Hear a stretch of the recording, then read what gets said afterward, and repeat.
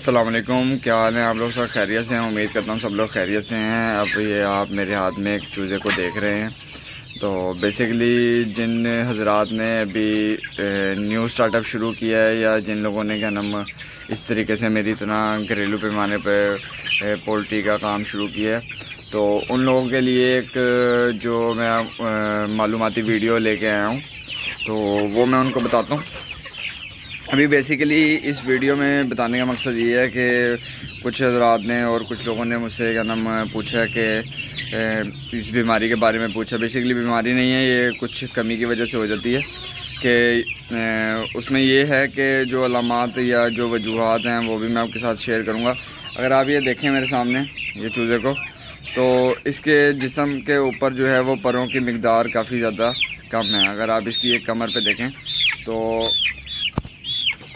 पर इसके नए निकल रहे हैं। अगर आप ये देखें तो पर नए निकलने की जो वजह है वो यही होती है कि बाज़ जो पोल्ट्री चिक्स होते हैं या बर्ड्स होते हैं हमारे पास चूज़े वगैरह, उनमें जो पर हैं वो आहिस्ता आहिस्ता निकलते हैं। अब आहिस्ता आहिस्ता पर निकलने की, अब ये देखें यहाँ पे भी अभी इसके परों की फीदर्स जो हैं वो निकलना शुरू हुए हैं। तो ये होता है कि जब वो फीदर्स निकल रहे होते हैं तो जो दूसरे पोल्ट्री बर्ड्स होते हैं हमारे पास चूज़े जो इसके साथ होंगे, वो क्या करते हैं, वो इसके जो फीदर्स होते हैं उनको खींचना शुरू कर देते हैं और खींचते हैं, वो उस पर अपनी जो है ठुंगे मारते हैं और ठुंगे मारने की वजह से वहाँ पे इस तरीके से ज़ख़म बनना शुरू हो जाते हैं। अगर आप ये देखें इस तरीके से, तो इस चीज़ से आपने जो है पहली बात तो ये है कि घबराना नहीं है कि ये क्या हो गया या ये चीज़ इस तरीके से क्या हो रहा है। ये नेचुरल होता है और नेचुरल होने की वजह से इसमें कोई मसला नहीं होता। ये होता है कि थोड़ी टाइम बाद जो है आपके जो वो पोल्ट्री बर्ड है उसमें वो पर जब निकल आते हैं तो वो इस तरीके से सही हो जाता है। लेकिन इस वजूहात की जो है अलामात जो हैं या इस बीमारी तो नहीं फ़िलहाल आप कह सकते, इनकी वजह ही होती है कि ना जो हमारे पास एक पोल्ट्री बर्ड से मल्टीपल पोल्ट्री बर्ड्स होते हैं एक ही केज में, तो वो और इससे आपने ये करना है कि इस चीज़ से बचने के लिए या फिर आप कह सकते हैं कि कोई भी मेडिटेशन अगर आपने करनी है तो उसमें आप मेडिटेशन में आप ये कर सकते हैं कि आप जो आपके पास पोल्ट्री बर्ड है ना उसको और बाकी जो पोल्ट्री बर्ड्स हैं उसके साथ उनको आप जो है दें, हम अपने पास कैल्शियम वाली चीज़ें दें, क्योंकि ये फीदर्स जो होते हैं वो कैल्शियम की वजह से जल्दी निकलते भी हैं और फिर कैल्शियम की वजह से ही जल्दी जो है वो ग्रो करते हैं। और बाकी जो हमारे पास पोल्ट्री बर्ड्स हैं वो उनको भी कैल्शियम दें। जैसे कि ये आप मेरे सामने देख रहे होंगे कि इतने सारे बाल जो हैं वो टूटे पड़े हैं पोल्ट्री बर्ड के, मेरे चूज़ों के। तो बेसिकली जो अभी पहले हिस्से में मैंने आपको बताया, जैसे अपने चूज़ा दिखाया है, तो इसकी जो वजह है असल में 2-3 वजह हैं। एक तो गर्मी बहुत ज़्यादा है, दूसरी कैल्शियम की कमी, पानी की कमी की वजह से भी ये हो रहे हैं, बालों का टूटना बहुत ज़्यादा हो रहा है। और जो एक मेन वजह जो सिम्टम्स हमारे पास होते हैं NDIB वैक्सीन में जो सिम्टम्स होते हैं ना, उसमें ये बाल टूटने के भी सिम्टम्स आते हैं।